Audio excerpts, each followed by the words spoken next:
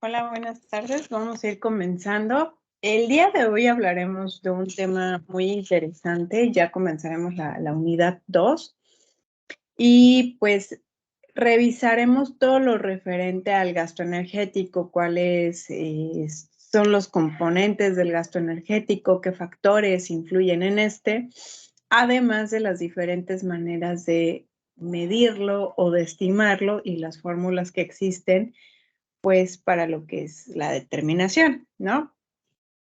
¿Qué revisábamos anteriormente? Pues terminamos de revisar la primera unidad, todo el análisis de la cultura alimentaria, y culminábamos justamente con la parte del etiquetado nutrimental, pero desde una perspectiva de la comprensión, ¿no? De los cambios que se suscitaron y todo el contexto. Entonces, comenzando por el gasto energético, entonces, recordemos que, permítanme tantito, creo que ya cambió la diapositiva.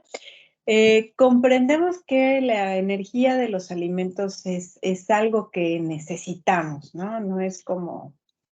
No somos como las plantitas que vivamos a través de la fotosíntesis, nosotros sobrevivimos gracias a la energía de los alimentos. Y pues en términos de la termodinámica, pues toda la energía se transforma en calor que se disipa la atmósfera. Sin embargo, pues todos poseemos cantidades energéticas precisas. Y esta necesidad de energía principalmente se justifica pues tan solo lo que se requiere para el crecimiento o el mantenimiento de lo que es el estado de salud, ¿no? Principalmente. Ahora, también, por ejemplo, la energía varía, ¿no? Aquí tan solo si determináramos qué tanto puede variar por nuestras diferencias de edades, de alturas, el sexo, el peso, el nivel de actividad física, entonces todo esto influye finalmente.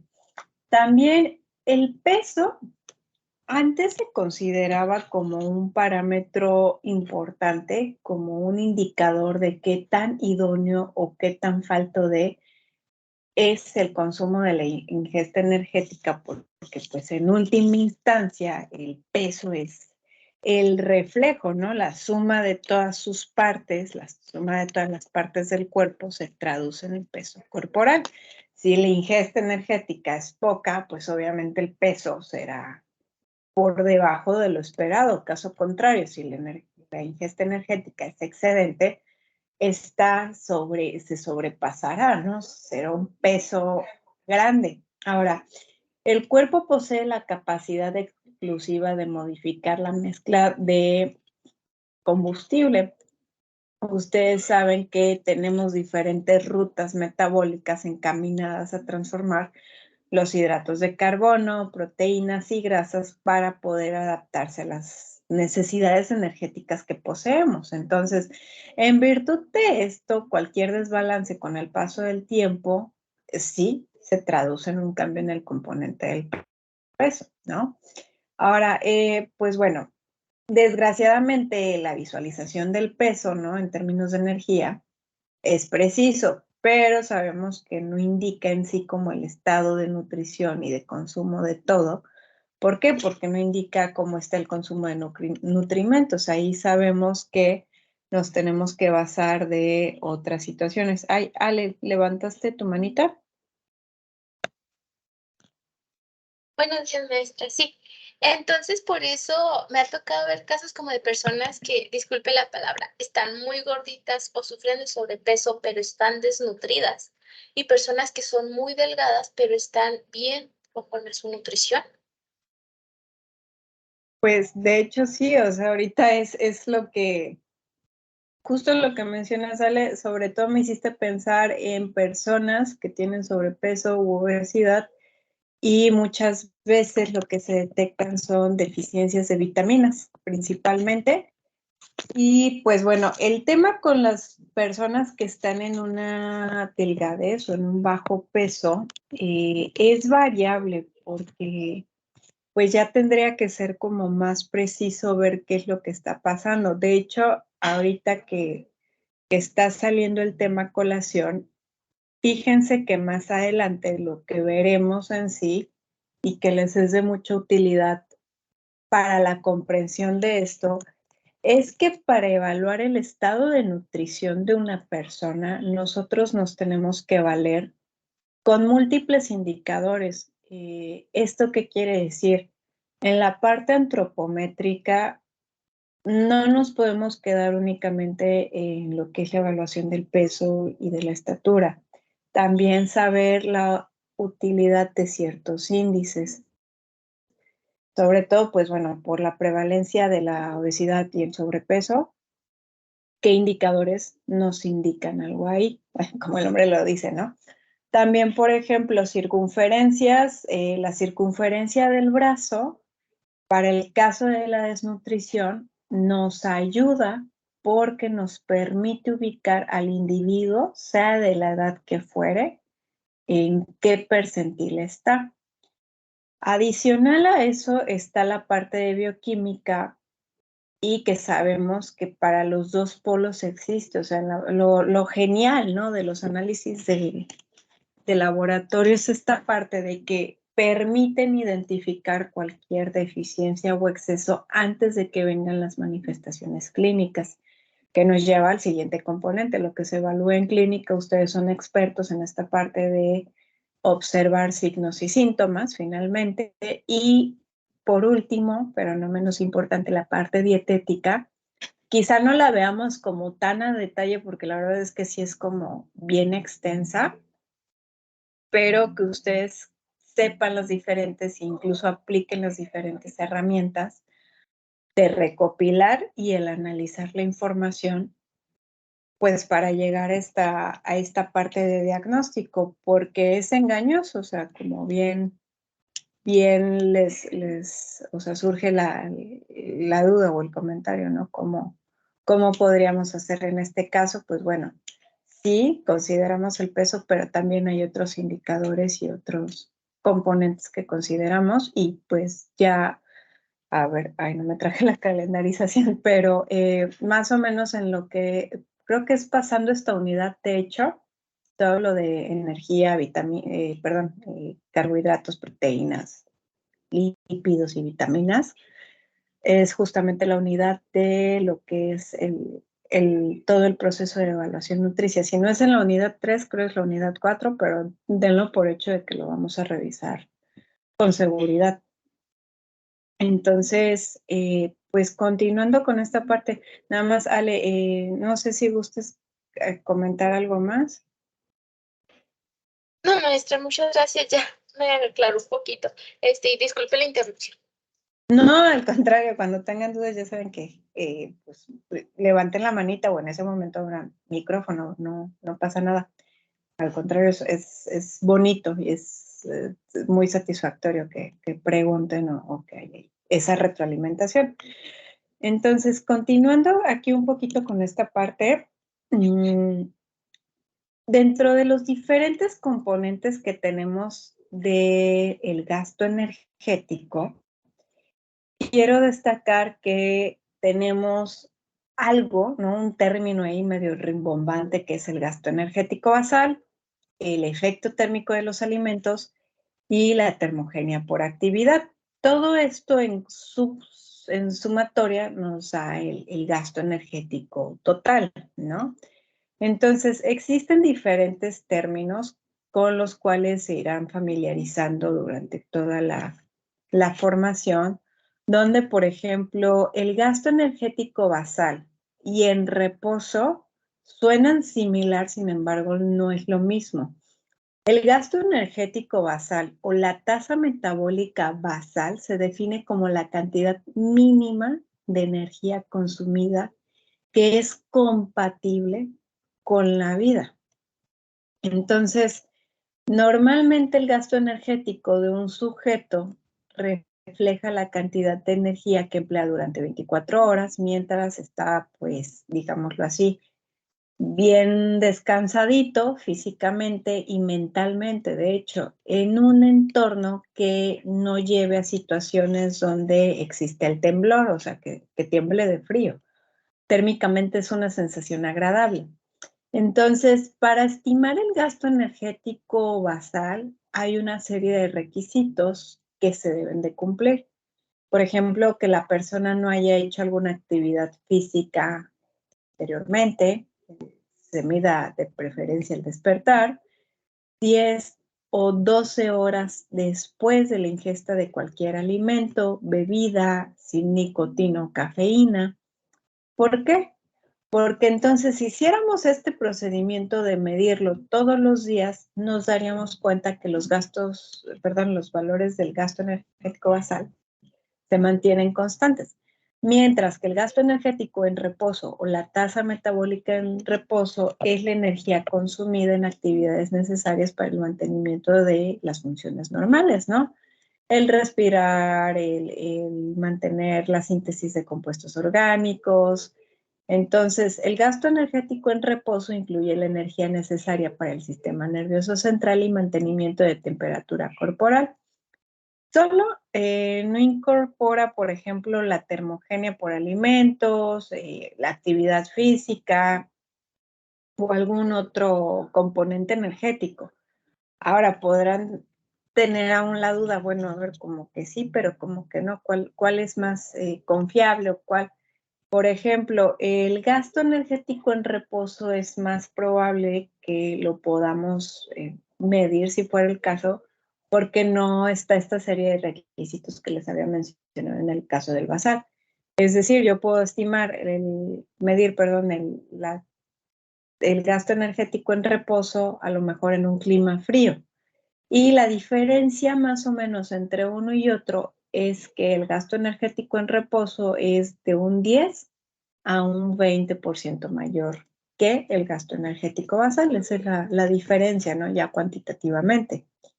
Adicional, hay factores que influyen en el gasto energético en reposo. Por ejemplo, conforme la edad, el gasto energético en reposo depende de la proporción de la masa corporal magra. Entonces, dicho esto, sabemos que sus periodos, o sea, los periodos de crecimiento son cruciales y sobre todo donde crecemos mucho entre el primer y segundo año de vida. Imagínense qué tanta es la demanda de energía de los pequeñines, muy diferente ahorita que todos ya estamos 20, 30 y cuarentones, ¿no? Ahora, tan solo igual para ubicarlo cuantitativamente, los lactantes almacenan entre un 12 a un 15% de energía de los alimentos, bueno, de la lechita y la alimentación complementaria, en forma de nuevos tejidos. Mientras que en la vida adulta, ¿no? Sobre todo los primeros años de vida adulta, el gasto energético en reposo disminuye de 1 a un 2% por kilogramo de masa exenta de grasa, es decir, de masa muscular. Pero no piensen en los músculos así tal cual, sino recuerden que tenemos músculo liso y estriado. Ahora, otro factor que influye en el gasto energético en reposo es la composición corporal. A mayor cantidad de masa muscular, mayor demanda, y a mayor cantidad de masa grasa, pues menor demanda. Pues yo puedo tener a una persona de la misma edad que yo, las mismas características, pero ella sea una deportista de superélite y pues bueno, uno aquí simple mortal, la diferencia puede ser abismal realmente. Ahora, también, por ejemplo, cerca del 60% del gasto energético en reposo proviene del calor generado por órganos como el hígado, el cerebro, el corazón, vaso, entre otros. Por ahí vi una manita levantada, me parece. Entonces, el metabolismo de un deportista es más acelerado que el de una persona convencional, por ejemplo, que su actividad sea, bueno, caminar o hacer más actividad que una persona con sedentarismo. No es que sea más acelerado, o sea, demanda más energía ese músculo, sí, metabólicamente es más activo. Y ¿saben qué pasa ahorita? El tema es que véanlo de la siguiente forma. El tejido graso recuerden que es un sitio que almacena energía, aparte de tener otras funciones. Pero, por ejemplo, este casi no tiene mitocondrias, entonces al no tener tantas mitocondrias, pues bueno, no es que no tenga, tiene poquitas. Al no tener tantas, pues no consume realmente energía. Sin embargo, ¿qué ocurre, por ejemplo, la otra cara de la moneda, un deportista? Hay poco tejido graso y el tejido graso que tiene mayor número de mitocondrias, entonces demanda más energía. Si yo lo comparo, igual ahorita todos tuviéramos a nuestra contraparte, ¿no? Incluso imagínense, por ejemplo, una Diana súper sedentaria, ¿no? Que no se mueve para nada. Una Diana normal, tal cual existe, y una Diana súper deportista, las demandas serían diferentes. Y que de hecho ahorita lo vamos a ver para que se den una idea. Podemos, o sea, para que se den, lo dimensionen, del gasto energético en reposo, una persona sedentaria aproximadamente requiere un 10, un 20% extra de lo que se estime. Una persona con actividad moderada, intensa, pues puede ir de un 30 a un 50%. Ahora, el otro lado de la moneda también, pero sobre todo ustedes que pues, siempre ven pacientes, ¿no? Y sobre todo, pues piensen en el paciente crítico. En esa situación, como el cuerpo está reparando tejidos, a veces el gasto energético incrementa hasta 2.5 veces más. Pero pues ahí es todo una variante. Entonces, ahorita vamos a calcular, bueno, de hecho ahorita, no les voy a arruinar la sorpresa, hay una pequeña práctica, o sea, vamos a estimarlo, ¿no? Más que nada para que se den una idea y justo ahorita pueden hacer ustedes la simulación, qué pasaría si fueran deportistas. Entonces, reitero, no es que sea como que metabolice todo súper rápido, no, más bien es demanda todo súper rápido. Es más eficiente el cuerpo en ese sentido.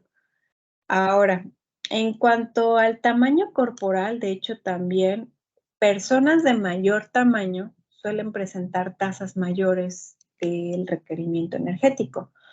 ¿Esto qué quiere decir? Pues personas que miden, no sé, a lo mejor un 80, 1,90, 2 metros, pues sí tienen una necesidad energética mayor a alguien que mide lo promedio, ¿no? Y nosotros, bueno, quién sabe, capaz aquí tengo alumnos más grandes que nada, eh, pero bueno, el consumo cambia. Ahora, en cuanto al clima, de hecho, personas que viven en un clima tropical tienen valores entre un 5 y un 20% mayor que personas que viven en regiones templadas. Y también el ejercicio a temperaturas mayores de 30 grados centígrados impone una carga metabólica más alta, aproximadamente un 5%, consecuente de la actividad de las glándulas sudoríparas. Y que de hecho lo menciono, ¿por qué? Porque pues también imaginen este mismo ejemplo del deportista, pues obviamente que al momento del entrenamiento, ¿no?, viene esta actividad.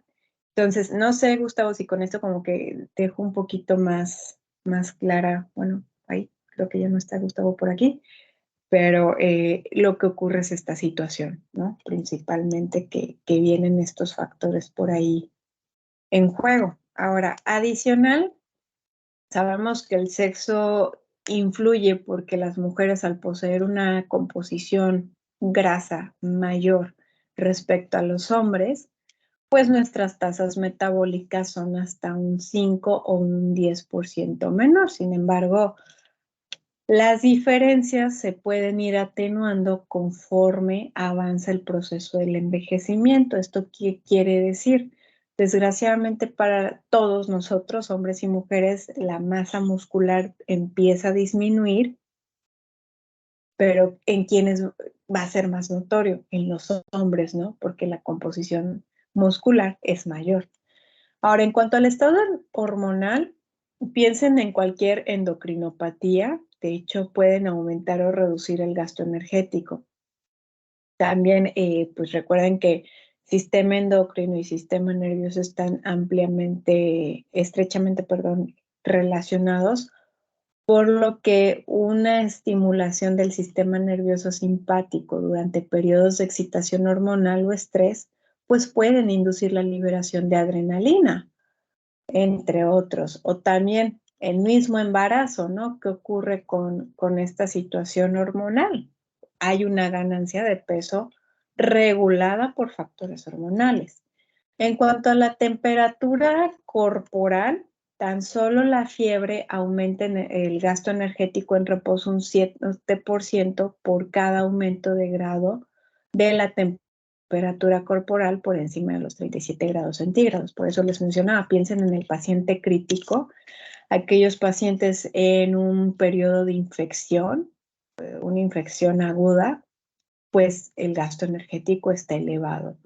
Otros factores, por ejemplo, el consumo de cafeína, de la nicotina, el alcohol, pueden afectar.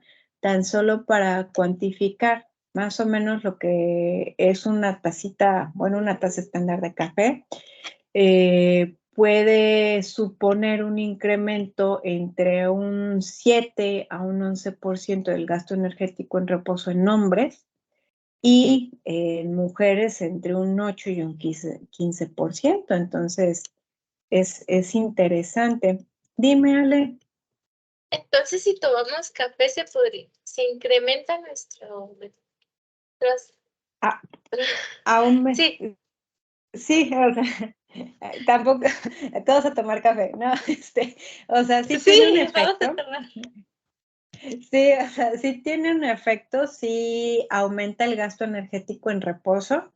Sin embargo, el tema es que el porcentaje es muy variable, esa es una.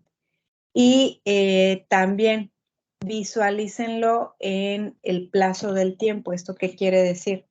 No los quiero poner a experimentar con ustedes, pero tan solo imaginen su gasto energético en reposo constante, ¿no? O sea, suponiendo que tienen sus condiciones normales, incluyendo esa tacita o tazas de café, el gasto energético va a ser una cantidad determinada. Quitan el café y puede haber diferencias.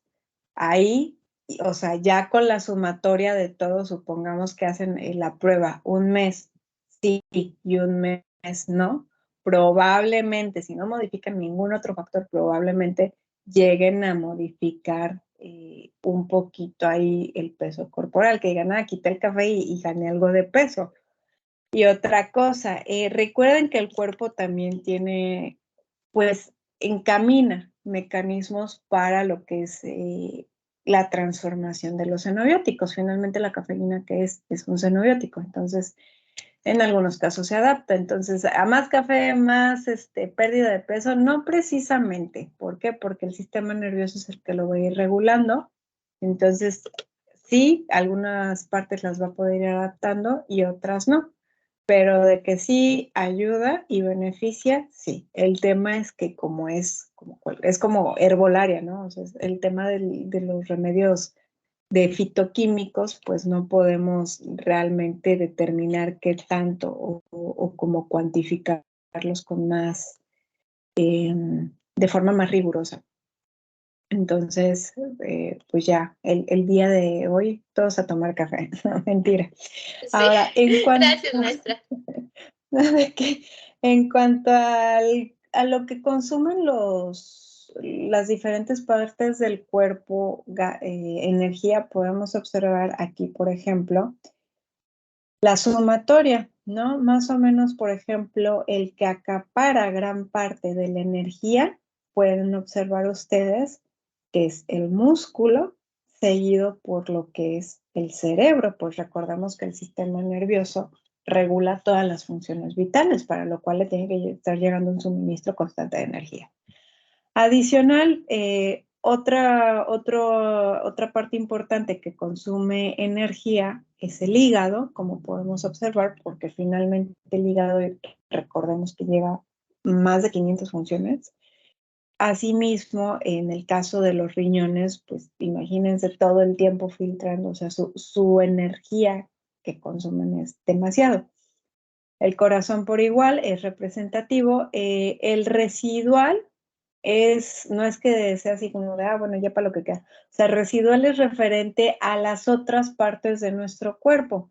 Por ejemplo, lo que consumen las glándulas sudoríparas, las glándulas salivales, las glándulas de los ojos, o sea, ya como para el restante del cuerpo. Y pueden observar aquí ya el mini para lo que es el consumo del tejido adiposo. O sea, el tejido adiposo no es que no consuma para nada energía, sí llega, pero realmente su función más bien es almacenar la energía antes de ser propiamente un consumidor de energía. Pues es nuestro sistema de emergencia.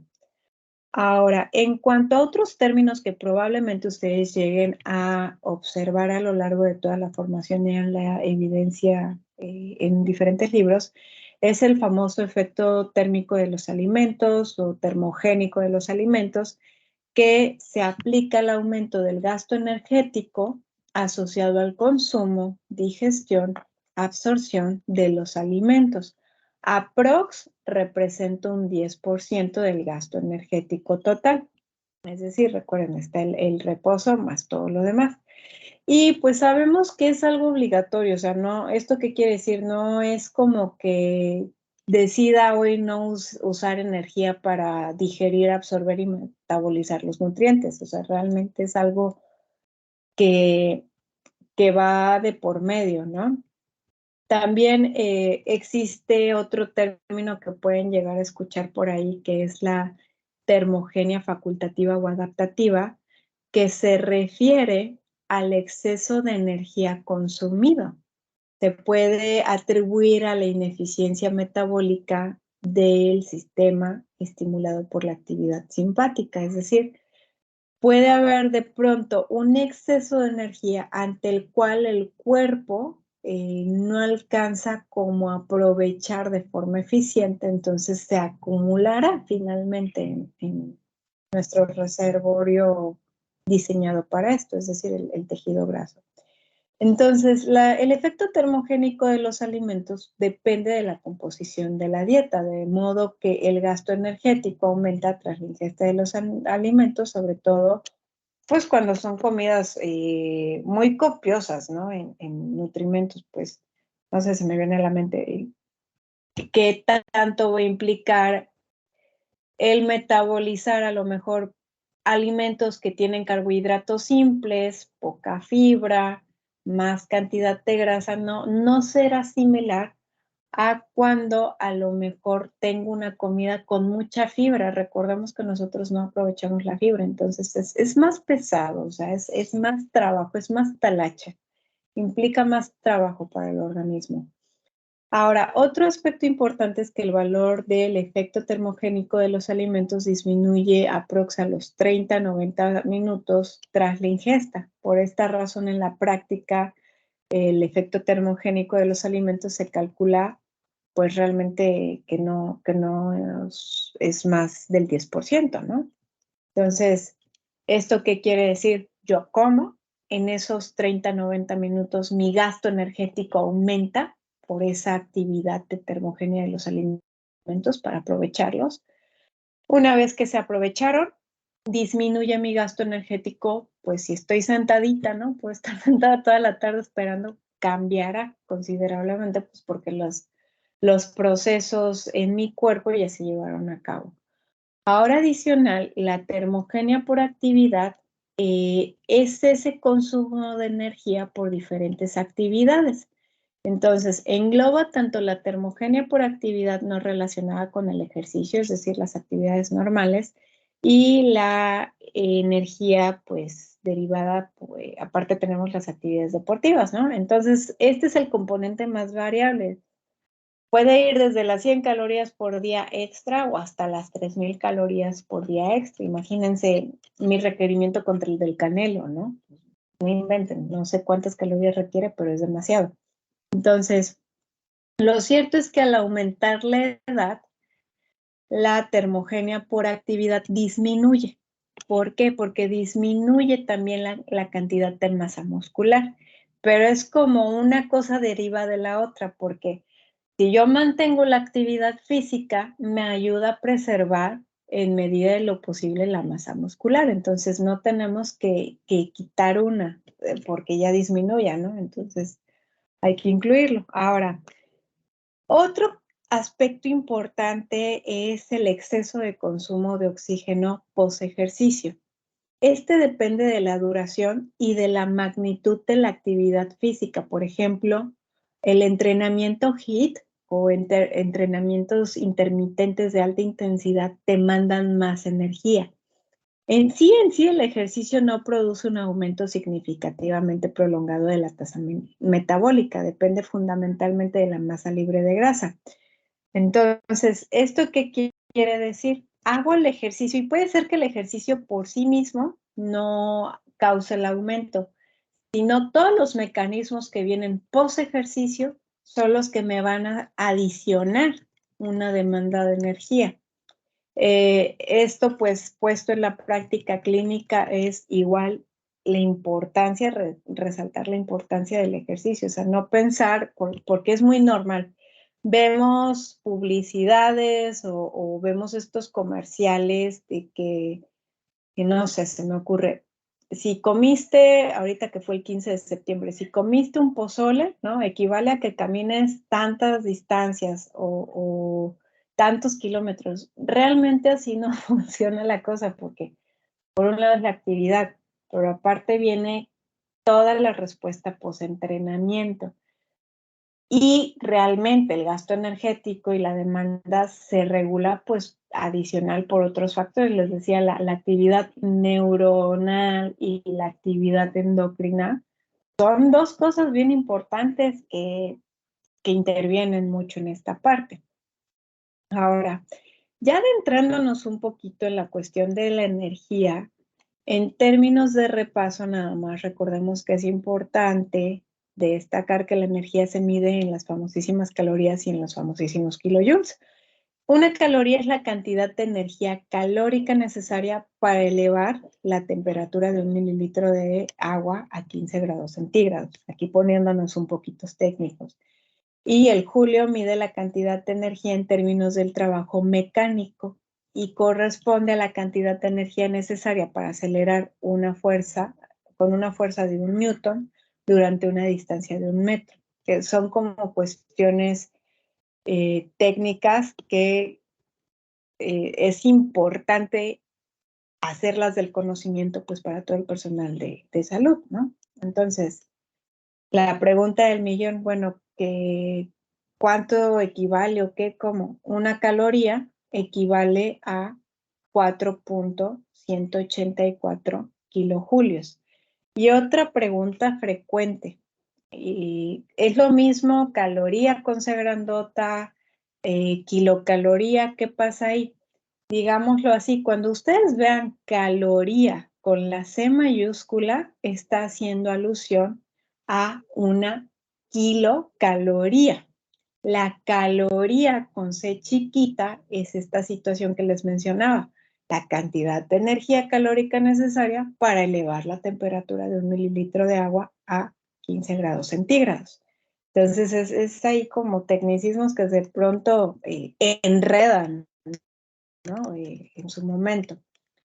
Ahora sí, ya adentrados, pues cómo se puede medir el consumo o lo que requerimos de energía.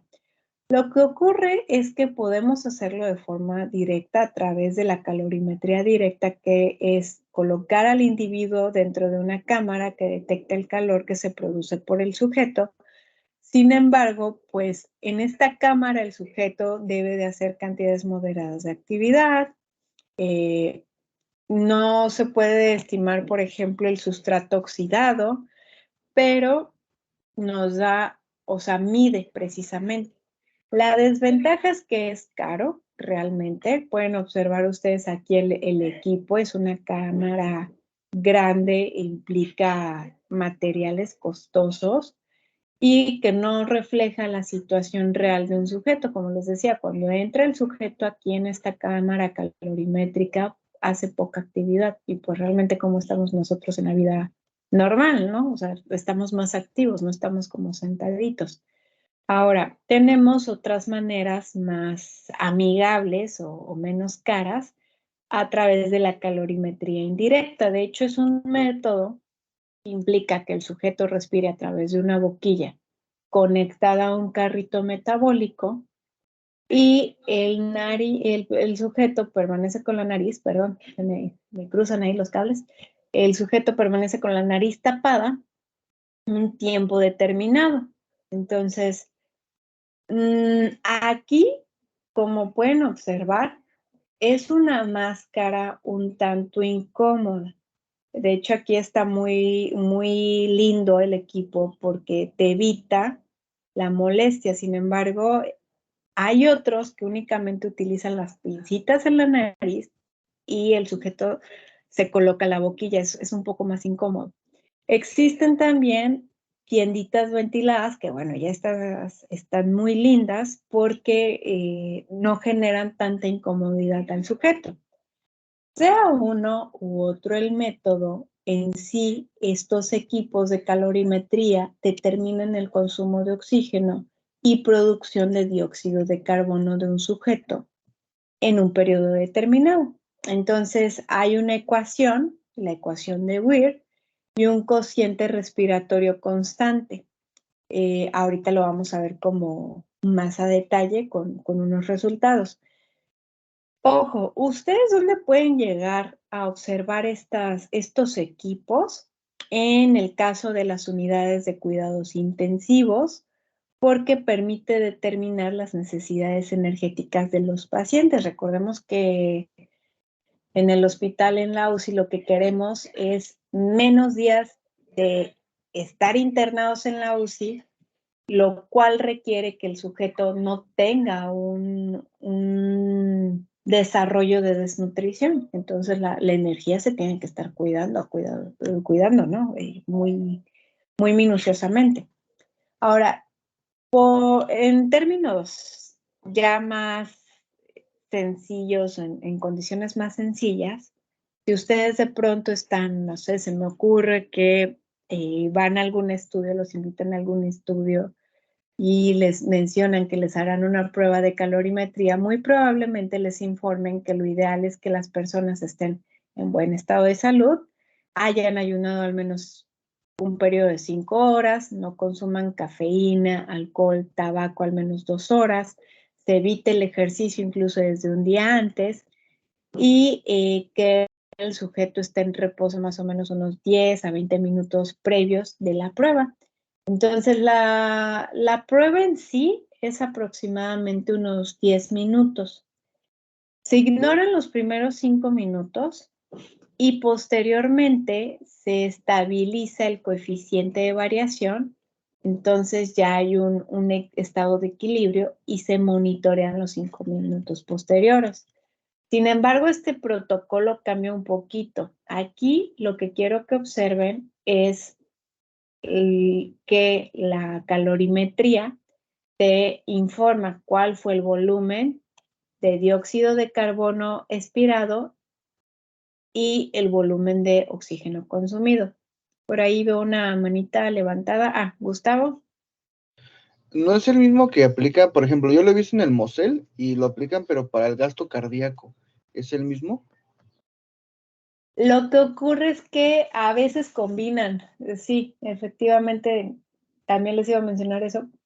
A veces se combinan, pero no necesariamente, o sea, la pura calorimetría la puedes hacer sin la necesidad de poner al sujeto en otras pruebas, pero sí, van de la mano, de hecho. Nada más que es que estoy tratando de recordar qué otra información te da en esos momentos, pero no recuerdo precisamente. Ahí yo me lo llevo de tarea para tratar de mostrarle los resultados de una prueba complementaria. Ahorita les explico. Miren, por ejemplo, el carrito de la calorimetría, aparte de darte estos millones de números, no les digo, o sea, va midiendo todo el tiempo, va censando la cantidad de dióxido de carbono expirado y lo que se consume de oxígeno. Entonces, te da aquí el volumen total de oxígeno el de dióxido de carbono, recuerden que bueno, ahorita hacemos la prueba, te da un cociente. Entonces, quiero que observen primero la fórmula, el volumen de dióxido de carbono entre el volumen de oxígeno consumido. Si ustedes observan ahorita, si dividen tal cual estos, es que saben que no veo muy bien el número en la presentación. ¿Alcanzan a ver el número del dióxido de carbono expirado? ¿Es ciento qué?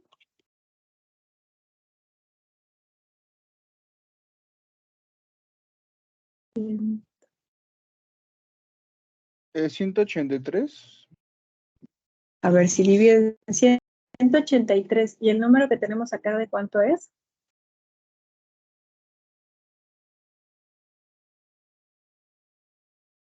¿De 203?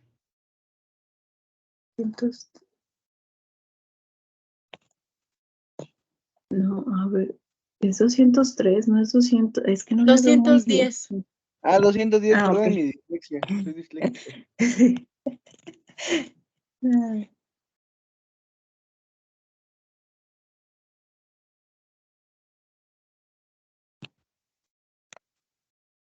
Sí, miren, si dividen ustedes 183, que fue el volumen de dióxido de carbono expirado, entre 210, nos da un cociente respiratorio de 0.87. Creo que es el número que se ve acá, 0.87. Entonces, este número, ¿qué quiere decir? Nos vamos a regresar aquí a la tablita.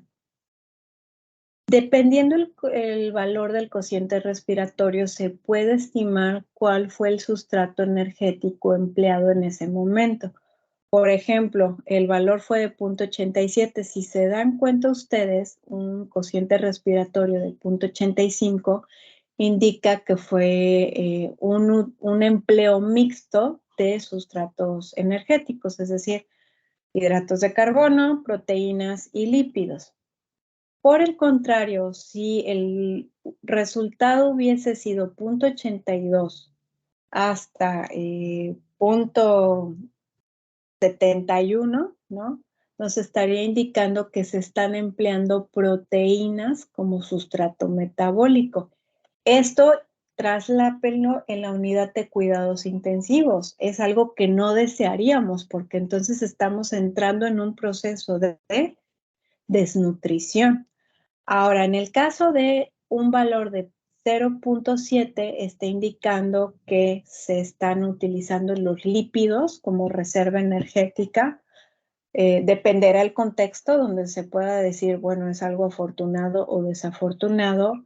Y cuando sea un valor menor a 0.7, estamos hablando de que el sujeto está en un proceso ya de cetosis. Entonces, reitero, dependerá del contexto, pero en el ámbito hospitalario, bajo ninguna circunstancia querríamos esto. Un valor de 1, pues nos está indicando que se están utilizando principalmente hidratos de carbono. Entonces, incluso aquí podemos observar que los cocientes respiratorios mayores a 1 se asocian a producción neta de lípidos, es decir, hay demasiada energía, entonces se está utilizando esta ruta, ¿no? Y cocientes respiratorios muy, muy bajitos, como es el caso de aquí de menos de 0.7, hay una ingesta deficiente. Puesto esto en el contexto del resultado, es un individuo, se hizo la prueba de una calorimetría indirecta, se están utilizando sustratos metabólicos en buen balance, lo cual nos indica que no estamos hablando de que esté usando ahí proteínas o lípidos, no se compromete. Ya el carrito metabólico también te da ahí algunos detallitos. Por ejemplo, aquí pueden observar ustedes que te informa cuál es el porcentaje de las calorías de los hidratos de carbono, asimismo de las grasas. Pueden observar ustedes que hasta cierto punto está como en balance, ¿no? Y sí hay un ligero predominio de la utilización de los hidratos de carbono. De hecho, aquí es darles en parte una respuesta por qué a sujetos de pronto les es tan benéfica X o Y dieta. Porque puede haber sujetos que son más afines a utilizar como sustrato metabólico las grasas, mientras que hay sujetos que son más afines a utilizar los hidratos de carbono. Sin embargo, pues bueno, esto ya puesto en un contexto práctico, tendríamos que estar como metiendo ya la calorimetría en el momento de la consulta, lo cual sería un servicio un tanto caro, pero más costo efectivo, ¿no? Porque pues probablemente si vas con la intención de pérdida de peso, la observarías, ¿no? Efectivamente. Ahora, este es un ejemplo en ayuno. El mismo sujeto se da un desayuno estandarizado, es decir, se conocen las cantidades que se dan y se vuelve a correr la prueba 2 horas después. Pueden observar ustedes, cambian los volúmenes, el volumen de oxígeno y el de dióxido de carbono, sin embargo, el cociente respiratorio es constante. ¿Esto qué quiere decir? Este sujeto utiliza los sustratos energéticos de manera adecuada, equilibrada, no hay un predominio sobre el otro y de hecho también aquí pueden ver el mismo porcentaje en cuanto a lo que es la energía de los hidratos de carbono y de los lípidos.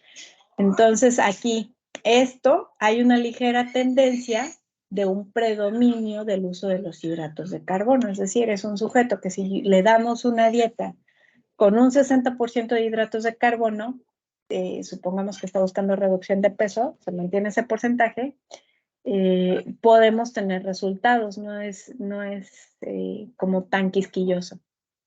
Ahora, continuando en esta parte, otra manera de estimar la calorimetría, aquí no nos vamos a detener tanto, está una prueba ya más rimbombante y más sofisticada que es la prueba del agua marcada doblemente marcada, y es un método de referencia para la cuantificación de las necesidades energéticas y el equilibrio energético del ser humano. ¿En qué consiste? Esta se basa en que se estima la producción de dióxido de carbono a partir de la diferencia de las tasas de eliminación del hidrógeno y del oxígeno del organismo. ¿Esto cómo lo hacen? Se da una dosis de agua marcada con óxido de deuterio y oxígeno 18. Entonces, ese óxido de deuterio y oxígeno circulan por el cuerpo y permite que se determinen las tasas de eliminación de estos isótopos en un periodo de 10 a 14 días, que es más o menos lo que toma que se eliminen, en muestras periódicas de agua corporal a través de la pipí, la saliva o muestras en plasma. Entonces, este método para investigación científica es muy utilizado porque da un valor muy exacto del gasto energético total, durante un periodo de 1 a 2 semanas. No es invasivo, como veíamos las pruebas de calorimetría indirecta. Y, por ejemplo, para niños es amigable, bueno, es niño amigable, porque pues no implica que se esté quieto, los isótopos que se manejan son estables, entonces no hay problemas de radioactividad o algo ahí que se les ocurra. Sin embargo, pues bueno, es caro realmente. Todos los métodos que vimos ahorita, la calorimetría indirecta, la indirecta y el agua marcada doblemente, sí resultan un tanto caros. Y de que no todos tenemos los equipos, ¿no? O sea, realmente un carrito metabólico, como veíamos de la calorimetría indirecta, no todos lo tenemos. Hasta aquí nos vamos a quedar. No, desgraciadamente no le pudimos avanzar. Nada más les voy a hacer una pequeña aclaración. Vamos a continuar en la siguiente sesión viendo lo que es la estimación del gasto energético con las fórmulas. Esto surge porque, bueno, no se pudo hacer, bueno, les decía, no se puede de pronto estimar con pruebas precisas, entonces no queda más que emplear fórmulas que consideran el peso, la estatura, entre otros factores. Entonces, nada más, chicos, les comento lo siguiente. El próximo fin de semana, por cuestiones laborales, no podré verlos presencial. Bueno, no estamos presencial, perdón, en vivo. Dejaré la clase grabada para que ustedes se metan en el horario, ¿no?, que tenemos, a verla en YouTube, como si de pronto no nos hubiéramos visto. Y por ahí no se espanten si ven ahorita en Classroom la tarea. Ahorita no le hagan caso a esa tarea porque en mi cabecita pensé que nos iba a dar tiempo de ver este tema, pero es un poco largo. Entonces la tarea ahorita queda sin programar. El próximo fin de semana no nos vemos, pero ustedes se meten a revisar la clase. Si me es posible cargarla antes del sábado para que ustedes puedan hacer, no sé, aprovechar y descansar esa horita, pues les avisaré. Caso contrario, queda como si se metieran a clases, ¿de acuerdo? Entonces, por el momento es todo, chicos. Nada más repasar un poquito y cualquier duda estamos en contacto. No sé, creo que ahorita todos han mandado su tarea, sin embargo, si tienen por ahí alguna de atraso, les encargo muchísimo, muchísimo, chicos, para que no nos agarren las prisas después, ¿de acuerdo? Entonces, les mando un abrazote. No se me vayan a salir del huacal el próximo fin que digan, YOLO Living la vida loca, ven la clase y estamos en contacto vía WhatsApp. Que estén muy bien, chicos. Muchas Muchas gracias, maestra. Gracias.